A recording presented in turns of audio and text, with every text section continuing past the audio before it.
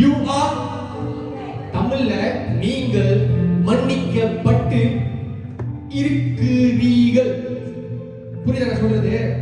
இருப்பீர்கள் என்பது எதிர்காலம், இருந்தீர்கள் என்பது கடந்த காலம், இருக்கிறீர்கள் என்பது நிகழ்காலம். புரியுதா சொல்றது? யூ ஆர் forgiven அப்படின்னா நீங்க மன்னிக்கப்பட்டு, எதிலிருந்து சார் மன்னிக்கப்பட்டிருக்கிறீங்க? யார் சொல்ல முடியும்? ஏன் நம்ம மன்னிக்கப்பட்டிருக்கோம் உங்களுக்கு முதல்ல புரியணும்னா, முதல்ல என்ன நடந்துச்சுன்னு உங்களுக்கு தெரியும்.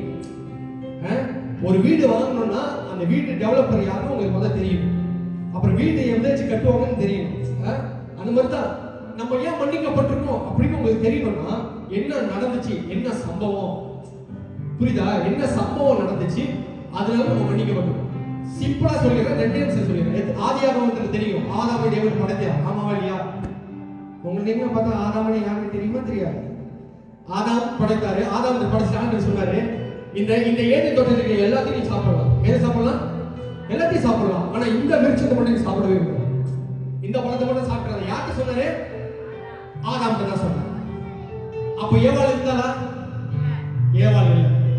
அதுக்கப்புறம் ஆதாம் சொல்லிருந்தேன், வேத வல்லுநர்கள் சொல்றாங்க, ஆதாம் தேவனோட 400 வருஷம் ஒர்க் பண்ணாங்க. அதாவது தேவனோட நடந்தாங்க. எத்தனை வருஷம்? 400 வருஷம். நம்ம ஒரு 20 வருஷம் நடக்கிறதுக்கே நாக்கு தள்ளிடுது. ஆனா இவன் 400 வருஷம் நடந்திருக்கான். அவனை நடக்க வச்சிருக்காரு அவரு கூட. அப்படின்னா அவன் எவ்வளவு புரிஞ்சிருப்பான் கடவுளை பத்தி? புரிஞ்சிருப்பானா இல்லையா சார்? 400 வருஷம் நடந்தாங்க கடவுள் கூட. அப்படின்னா 400 வருஷத்துக்கு உயிர் வாழ்ந்துருக்கான் பாருங்க. இப்போ அதுக்கப்புறம் யாரை படைக்கிறாரு? ஏவாளை படைக்கிறாரு. ஏவாளை படைச்சோடனே இப்போ இந்த ஏவாளுக்கு ஆதாம் சொல்லியிருக்க இங்க பாரு, அந்த பழத்தை சாப்பிடக்கூடாது கடவுள் சொல்லியிருக்காரு. ஏன்னா யார் தான் மெசேஜ் முதல்ல வாங்கினா? ஆதாம் தான் முதல்ல வாங்கணும். ஏவாளை ஒன்றும் வரல. அதுக்கப்புறம் ஏவாள் வந்ததுக்கு அப்புறம் கண்டிப்பா சொல்லியிருப்பாங்க, சொல்லியிருக்க மாட்டாங்க. ஏன்னா ஏவாளை கேட்டுப்பாங்க, ஏன்னா பெண்களாச்சே, ஏன் சாப்பிடக்கூடாது, எதுக்கு சாப்பிடக்கூடாது, நிறைய கேள்வி கேட்டுருப்பாங்கல்ல. டக்குனு இவர் என்ன சொல்லியிருப்பாங்க? சாப்பிடக்கூடாது, சாப்பிடக்கூடாது சொல்லியிருப்பானா? சொன்னதுக்கு அப்புறம் இப்ப பிசாசு உள்ள வந்து யார வஞ்சித்தான் சொல்லுங்க? ஆதாமியா ஏவாளையா? ஏவாளை தான் வஞ்சித்தான். கரெக்டா? ஏவாளை சொல்றான், இந்த இந்த இந்த இந்த மரத்தில் இருக்கிற கறி எல்லாத்தையும் கடவுளை நீ புசிக்க வேணாம்னு சொன்னாரா? கேட்கணும். எப்படி கேட்கிறான்? கடவுளை புசிக்க வேணாம்னு சொன்னாரா? ஏன்னா அவனுக்கு தெரியும் கடவுள் எல்லாத்தையும் படைச்சாங்க நன்மையா தான் இருக்கும். ஆமாவா? அப்ப கடவுளை பத்தி மனுஷன்கிட்ட தப்பா பேசவே முடியாது. அதனால இவன் தெளிவா சொல்றான். கடவுள் சொன்னாரா? இவன் ஒண்ணே இல்லையே. ஏன்னா கடவுள் இவன்கிட்ட சொல்லல. யார் தான் இவன்கிட்ட சொன்னா? ஆதாம் சொந்த புருஷன் தான் சொன்னான். அப்ப பிசாசு என்னத்தை தான் காட்டுறான்? உன் புருஷன் உன்கிட்ட எதையோ மறைக்கிறான். ஏன்னா கடவுள் வந்து எல்லாத்தையும் நல்லா தான் படைச்சிருக்காரு, சாப்பிட மாட்டேன்னு சொல்ல மாட்டாரு. ஆனா சொன்னது யாரு? உன் புருஷன். இப்ப இவங்க டைம் என்ன பண்றாங்க? ஆதாம் பழத்தை எடுத்துட்டு போறாங்க. எடுத்துட்டு போயிட்டு சாப்பிட பாருங்க. நல்ல கவனிங்க, ஆதாம் 400 வருஷம் கடவுள் கூட இருந்தான். கடவுளை பத்தி புரிஞ்சவன், கடவுளை பத்தி தெரிஞ்சவன். ஆனா ஒரே செகண்ட்ல பழத்தை வாங்கி ஏன் எதுக்கு என்னன்னு கேட்கவே இல்லை. பையன் சாப்பிட்டான். என்ன வந்து இதுவரைக்கும் 400 வருஷம் தேவனோட இடைப்பட்டு வாழ்ந்த மனுஷன் இப்ப துண்டிக்கப்படுகிறான். பிரசனம் அவனை விட்டு எடுபடுகிறது. பாவம் உள்ளே வந்தது. நான் என்ன சொல்ல வரேன்னா, நீங்க எதிரில் மன்னிக்கப்பட்டிருக்கீங்க தெரியணும்னா நீங்க முதல்ல என்ன நடந்துச்சுன்னு புரிஞ்சுக்கணும். இப்ப பாவம் வந்துட்டோடனே ஆதாம் ஏவாள் தேவன்கிட்ட பிரிஞ்சாங்களா, இல்ல தேவன் ஆதாம் ஏவாள்கிட்ட பிரிஞ்சாங்களா? பாவம் யாரை பிரித்தது? மனிதனை தேவனிடத்திலிருந்து பிரித்ததா, இல்லை தேவனை மனிதனிடத்திலிருந்து பிரித்ததா? நம்ம சொல்லு, எது எதை பிரிச்சுச்சு? ரைட்டு. நல்ல கவனிங்க. நம்ம தவறும் பொழுதும் தேவன் நம்மளை விட்டு பிரிந்து போகிறவர் அல்ல. இதை புரிஞ்சுக்கணும் நல்லா. நம்ம தான் நிறைய நேரத்துல குற்ற மனசாட்சியில் ஒண்ணு இருக்கும் பாத்தீங்களா? இந்த குற்ற மனசாட்சியில தான் நம்ம வேலை பார்க்கும் பொழுது கடவுள்கிட்ட நம்ம போகணும்னா ஒரு தகுதி இருக்கணும், ஒரு மனசு உள்ள ஒண்ணு வரும். அந்த மனசாட்சி வரும்பொழுது தான் நம்மளே சொந்தமா கடவுள்கிட்ட ஒரு அடி தள்ளியே நிற்போம். ஏன்னா அவர் பரிசுத்தமானவர்ல. ஆனா அவர் நிக்கிற இடத்துல தான் நிக்கிறாரு. ஆனா நம்ம தான் குற்ற மனசாட்சினால தள்ளி போயிடுவோம். எங்க போயிடுவோம்? அவர்கிட்ட தள்ளி போயிடும். இப்படிதான் ஆதாம் நடந்தது. சோ ஆதாம் பழத்தை சாப்பிட்ட உடனே, புசித்த உடனே அடுத்த செகண்ட் உள்ள வந்தது என்னது? தேவன் என்ன சொன்னாரு அவன்கிட்ட? பழத்தை சாப்பிடும்போது, பழத்தை சாப்பிடாதடா, முத என்ன வரும்? பழத்தை சாப்பிட்டா என்ன ஆயிடும்? என்ன ஆயிடும்னு சொல்லி சொன்னாரு. நீ இதை புசிக்கும் நாளிலே என்ன ஆகும் சொன்னாரு? சரி, நானே சொன்னேன், இதை நீ புசிக்கும் நாளிலே சாகவே. இப்ப புசிச்ச அன்னைக்கே செத்தானா இல்ல 70 வருஷம் செத்து செத்தானா? அப்ப மரணம் கொஞ்சம் கொஞ்சமா தின்னுச்சு. புரியுதா சொல்றது? அப்ப உள்ள வந்தது என்னது? மரணம் உள்ள வந்தது. இப்ப மரணம் வந்தோடனே ஆதாமுக்குள் பயம் உண்டாகணும். எப்படின்னு சொல்றேன்? இப்ப பழத்தை சாப்பிட்டாரு ஐயா, பழத்தை சாப்பிட்டுட்டு கண்ணு திறக்கப்பட்டுருச்சு. இப்ப கடவுள் வர்றாரு, உள்ள ஆண்டவர் வர்றாரு. ஆதாமே, ஆதாமே, நீ எங்க இருக்கிறாய்? உடனே சொல்றான், உமக்கு பயந்து நான் ஒளிந்திருக்கிறேன். இப்ப அடுத்தது என்ன வந்துச்சு? மரணம் வந்துச்சு. மரணம் வந்த உடனே அடுத்து என்ன வந்துச்சு? பாவம் வந்துச்சு. கரெக்டா? நான் பேசுறது வந்துதான் இல்லையா? பாவம் வந்துச்சு, அடுத்தது மரணம் வந்துச்சு. இப்ப சும்மா யோசிங்க, நான் இந்த மாதிரி ஒரு 10 அடுக்கிறேன்னு வச்சுக்கோங்க, இமேஜின் பண்ணிக்க. இப்ப அடுத்தது என்ன வந்துச்சு? பயம் வந்தது. பயம் வந்துட்டோடனே சொல்றான், ஆண்டவரே நான் உமக்கு பயந்து ஒளிந்திருக்கிறேன், நான் நிர்வாணமா இருக்கிறேன். உடனே ஆண்டவர் கேட்கிறார், நீ நிர்வாணமா இருக்கிறாய் என்று உனக்கு அறிவித்தவன் யார்? பைபிள் இருக்கா? வீட்ல போய் வாசி பாருங்க. இப்போ அதே கடவுள் உங்களை பார்த்து கேட்கிறாரு, நீ பாவி என்று உனக்கு சொன்னவர்கள் யார்? உன்னால வாழ்க்கையில முன்னேற முடியாதுன்னு உனக்கு சொன்னவர்கள் யார்?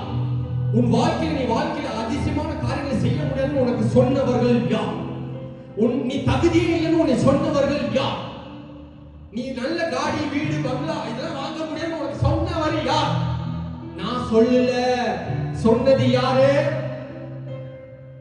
யார் சொன்னது? இது பாவம் சொன்னிச்சு. பாவம் தான் சொன்னிச்சு நீ முடியாது. பாவம் தான் சொன்னிச்சு நீ நிர்வாணமா இருக்கிற. அதுக்கு முன்னாடி சட்டம்லாம் போடல. அப்ப கடவுளுக்கும் அவனுக்கும் பாவம் ஒரு மேட்டர் இல்லாத வரைக்கும் அது அசிங்கமா தெரியல. எப்போ பாவம் வந்துச்சோ, எப்போ மரணம் வந்துச்சோ, எப்போ பயம் வந்துச்சோ, இப்போ அவனுக்கு கண்ணு திறந்ததுக்கு அப்புறம் அவனுக்குள்ள நிர்வாணமா இருக்கிறான்னு உணர்ந்து கொண்டுதான். அடுத்தது, இது வரைக்கும் 400 வருஷம் யாருதான் ஆதாம பாத்துக்கிட்டா? சத்தமா யார் பாத்துக்கிட்டா? யார் சாப்பாடு கொடுத்தா? யார் அவனை உறங்க பண்ணினா? யார் அவனை தாளாட்டினா? எல்லாம் யார் பண்ணாங்க? ஆனா 3வது இடத்துல, இனி நீ உன்னோட வேர்வை செஞ்சுதான் வேலை செய்யணும். ஆமாவா? இது தேவன் சபிக்கல, இது அவன் மேல் பாவம் வந்தபடினால் அவன் மேல் விழுந்த ஒரு பிரமாணம். அப்போ சொந்த முயற்சியில தான் அவன் வாழ்க்கையை கட்டணும். கட்டும் போது ஆதாம் கண்டிப்பா யோசிச்சிருப்பான், இப்ப மம்முட்டி எடுத்துட்டு போய் வேலை செய்யணும். ஏன்னா இத்தனை வேலை செய்யல, பயப்புல வீட்டுல தானே இருந்தாரு, எல்லாம் வீடு தேடி வந்துச்சு. இப்ப இவர் வீடு தேடி வெளியே போகணும், வேலை செய்யணும், எல்லாத்தையும் பராமரிக்கணும். மம்முட்டி எடுத்து நோட்டம்னு வச்சிருப்பான். பேசாம சாப்பிடாம இருந்திருக்காங்க போல இருக்கு. சொந்த முயற்சி. சரி, குடும்பத்தை காப்பாற்றுறது சொந்த முயற்சி, கடவுள்கிட்ட போறது சொந்த முயற்சி. இப்போ இந்த மாதிரி பாவம், மரணம், பயம், முயற்சி இதெல்லாம் வந்துருச்சு. இப்போ இதெல்லாம் வந்து மனுஷனுக்கும் தேவனுக்கும் நடுவுல ஒண்ணு பெருசா பாலம் மாதிரி கிடக்குது. என்னது? பாவம் நிரம்பி இருக்கு. இந்த பாவத்துல பாவம் தான் அம்மா. பாவம் தான் சத்தமா. நீங்க பேசுறீங்கன்னா நான் முடிக்க மாட்டேன். நீங்க பேசுறேன்னு 5 நிமிஷம் முடிச்சிருவேன். பாவம்னா என்னது? அம்மா. இப்ப இந்த பயம், மரணம்னா பிள்ளை, மூத்த பிள்ளை, பயம் 2வது பிள்ளை, திகில் 3வது பிள்ளை, வியாதி 4வது பிள்ளை. இதெல்லாம் பிள்ளைகள், குட்டிகள். அம்மா வந்த உடனே குட்டிகள் எல்லாம் முளைக்க ஆரம்பிச்சிருச்சு.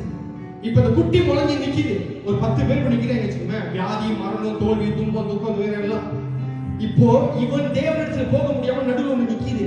இதெல்லாம் நின்றுட்டு இப்ப இவன் எப்படித்தான் மாறான்? தேவன்கிட்ட போக முடியல, ஏன்னா தடுக்குது. முயற்சி பண்றான், ஆனாலும் முடியல. ஆனா தேவன் முடியல. தேவன் கை தட்டி கொடுத்துடணும். கடவுள் விடல.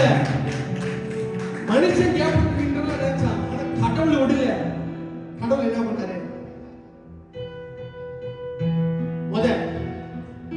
முதல் ஃபிளைட். இப்ப புரிஞ்சு இதுக்கு முன்னுக்கு இது எப்படி நடந்துச்சு இப்ப நான் சொல்றேன். இப்ப இதெல்லாம் வந்துருச்சா? இது பழைய ஏற்பாடு நடந்துச்சு. இப்ப இது எல்லாத்தையும் காலி பண்ணணும். ஆமாவா இல்லையா? ஏன்னா இதெல்லாம் காலி பண்ணாதான் கடவுளுக்கும் மனுஷனுக்கும் இருக்கிற ஒரு தொடர்பு மறுபடியும் புதுப்பிக்கப்படும். ஆனா இது நீங்க இது பண்ணனா இன்டர்னலா இருக்கணும். எப்படி? இன்னைக்கு மட்டும் மன்னிச்சுட்டு போயிடக்கூடாது, சாகிற வரைக்கும் இருக்கணும். அவர் கொடுக்கிற மன்னிப்பு எப்படி இருக்கணும்னா, இன்னைக்கு மட்டும் உள்ள மன்னிப்பு இல்ல, நாளைக்குரிய மன்னிப்பு இல்ல, நாளான்றைக்கும் நீங்க சாகிற வரைக்கும் இருக்கக்கூடிய மன்னிப்பா இருக்கணும். ஆனாதான் ஒரே பலியினாலே உலகத்தின் அகில பாவத்தையும் சுமந்து தீர்த்து முடித்தார். இப்போ யூ ஆர் forgiven இருக்குல்ல, நீங்க மன்னிக்கப்பட்டு தான். பக்கத்துல சொல்லுங்க நான். சரி முதல்ல சொல்லுங்க நான். சொல்றவங்க மட்டும் ஆசீர்வதிங்க. வேணுன்றதெல்லாம் கொடுத்துருங்க. வேணாம்னா பலவீனங்கள் எல்லாத்தையும் நீக்கிறீங்க, வியாதி எல்லாத்தையும் நீக்கிறீங்க. வீடு பெரிய பெரிய வீடு வாங்கட்டும், காடி வாங்கட்டும், பெரிய பெரிய மங்களவா வாங்கட்டும், உயர்ந்திருக்கட்டும், உன்னதங்களில் உட்காரட்டும். நான் சொல்றவங்க மட்டும் ஆசீர்வதிங்க. நான் இப்ப சத்தம் வேணுமா? நான் மன்னிக்கப்பட்டு இருக்கிறேன். இப்ப பக்கத்துல சப்புன்னு ஒண்ணு கொடுத்து சொல்லுங்க. சொல்லுங்க, நீனும் மன்னிக்கப்பட்டு தான் இருக்கிறார். ஐயா இது சந்தோஷமா சொல்லணும், கை தட்டிக்கிட்டே சொல்லணும். ஐயா உங்க சந்தோஷம் இல்லையா? நீங்க மன்னிக்கப்பட்டு இருக்கிறீங்க. இப்ப நான் சொல்றேன், எந்த காலத்துக்கு நீங்க மன்னிக்கப்பட்டிருக்கீங்க? வாழ்க்கையில 3 காலம் இருக்கு. என்ன காலம்? 3 டேஸ் சொல்லலாம், இல்ல 3 காலம் வச்சுக்கோங்க. கடந்த காலம், சத்தமா சொல்லுங்க, கடந்த காலம், நிகழ்காலம், எதிர்காலம். கரெக்டா போட்டேன். You are forgiven. நீங்க மன்னிக்கப்பட்டது கடந்த காலத்துக்கு மட்டும் இல்ல, நிகழ்காலத்துக்கும் மன்னிக்கப்பட்டிருக்கிறீங்க. எதிர்காலத்துல மனசை திடகாரமா வச்சுக்கீங்க. நீங்க செஞ்ச பாவத்துக்கு மன்னிக்கப்பட்டிருக்கீங்க. கரெக்டா? உண்மையா மனசாட்சியோட சொல்லுங்க. மன்னிக்கப்பட்டாலும் கடந்த பாவத்துக்கு தான் மன்னிச்சிருக்கணும். கடவுள் கடந்த பாவத்துக்கு தான் மன்னிச்சிருக்கணும். அப்ப இப்ப இருக்க செய்யற பாவத்துக்கு எப்படி மன்னிப்பு கொடுக்குறாரு? எந்த தைரியத்துல அன்றைய பாவத்தை மன்னிச்சிருக்கீங்க சொல்லி வரீங்க? புரியுதா கேட்கிற கேள்வி? அப்படின்னா இந்த கடந்த காலத்துக்கும் மன்னிச்சிருக்காரு. இப்ப நாளைக்கு தான் இப்ப அடுத்த சப்ஜெக்ட் இறங்கி போயிட்டோங்க, வீட்டுக்கு போட்டோன்னே இதுல வார்த்தை வர்றது அங்க ஒரு பாவம் செய்றீங்களா? இது என்ன பாவம் ஆயிடுச்சு? இயேசு ஏத்துக்கொள்றதுக்கு பாவம் அறிக்கை பண்ணீங்க, சரி மன்னிக்கப்பட்டுருச்சு. இயேசு ஏத்துக்கிட்டோன்னே பாவம் பண்றீங்க, இந்த பாவத்துக்கு மன்னிப்பு கொடுத்துட்டாரு. இப்ப போயிட்டு வீட்டுல போயிட்டு ஒண்ணு செய்யறீங்க, அதுக்கு பாவ மன்னிப்பு இருக்கணுமா இருக்கக்கூடாதா? உண்மைக்கே இருக்க கூடாது. ஏன் தெரியுமா? எதிர்காலத்துல மன்னிச்சாருன்னா நம்ம தைரியமா பாவம் செய்ய ஆரம்பிச்சோம். இப்படிதான் வெளியே நினைச்சுக்கிட்டு இருக்காங்க. இப்ப கிருபையை கொடுத்தா இது வந்து ஒரு கிருபை. இது என்னது? இந்த கிருபை பத்தி பேசுனா, கிருபை பத்தி கடவுள் மனுஷனுக்கு சொல்லி கொடுத்தா நாளைக்கு இப்ப பாவத்தை உட்காந்துட்டு இருப்பான். அப்படி இவங்களுக்கு ஒரு கேடத்தனமான ஒரு மனநிலை இருக்கு. நான் கேட்கிறேன், விஷ பாட்டில் கிடைக்குதுன்னு 2 பழக்கம் எடுத்து குடிச்சிருக்கியா? விஷ பாட்டில் ஃப்ரீயா தான் கிடைக்குது, அதுல பழக்கம் எடுத்து குடிச்சிடலாமா? கிருபை ஃப்ரீயா தான் கிடைச்சிச்சு, அதனால இஷ்டத்தை பாவம் செஞ்சுட்டே இருக்கலாமா? நான் இன்னமும் சொல்றேன், பாவம் செய்யாதீர்கள். ஒருவேளை நீங்க தவறினாலும், இதை நான் வரேன், தவறினாலும் உன்னை தள்ளுகிறவர் கர்த்தர் அல்ல, உன்னை மறுபடியும் கட்டி சீரமைக்கிறவர் என்னுடைய ஆண்டவராக இயேசு கிறிஸ்து உன் கூட இருக்கிறபடியால் உன்னுடைய எல்லா பாவங்களையும், கடந்த காலம், நிகழ்காலம், எதிர்காலம், எல்லா பாவங்களையும் அவர் பூர்த்தி செய்து மன்னித்து தீர்த்து விட்டார். ஆமென் சொல்லுங்க. இதுக்குள்ள வசனம் வேணுமா? இல்ல பிரதர், நீங்க வசனம் போட்டா தான் நாங்க நம்புவோம் அப்படின்னு கேட்டீங்கன்னா அடுத்த வசனம் வருது. கடந்த காலத்துக்கு எல்லா பாவத்துக்கும் மன்னிச்சிட்டாருன்னு சொல்றதுக்கு வசனம். And you who did dead in your trespasses and the circumcisions of your flesh, God made alive together with him, having forgiven us all our trespasses. என்ன போட்டிருக்கு? அவருடைய அக்கிரமங்களை எல்லாம் மன்னித்து. எந்த அக்கிரமம்? நேற்று செஞ்ச அக்கிரமம், இயேசு ஏத்துக்கிறதுக்கு முன்னாடி செஞ்ச ஒரு அக்கிரமம், இப்போ ஒரு அக்கிரமம் பண்ணிட்டு இருக்கோம்ல, அது நமக்கு தெரியாது. நாளைக்கு ஒன்று பண்ண போறோம்ல, அது நமக்கு தெரியாது. அதை எப்படி செஞ்சிருவோம் ஒரு வகையில் சுமந்து வச்சுக்கோங்க. எல்லா அக்கிரமங்களையும் நீங்களே உட்கார்ந்துருக்க பார்த்தா, ஓ மன்னிச்சாரா, ஏதோ ஒரு கடமை மன்னிச்சாரே போல இருக்கு. ஓ அப்படியா? நீங்க அப்படி இருக்கீங்க. ஆனா மன்னிப்பு கொடுத்தவர் எப்படி மாறுங்க?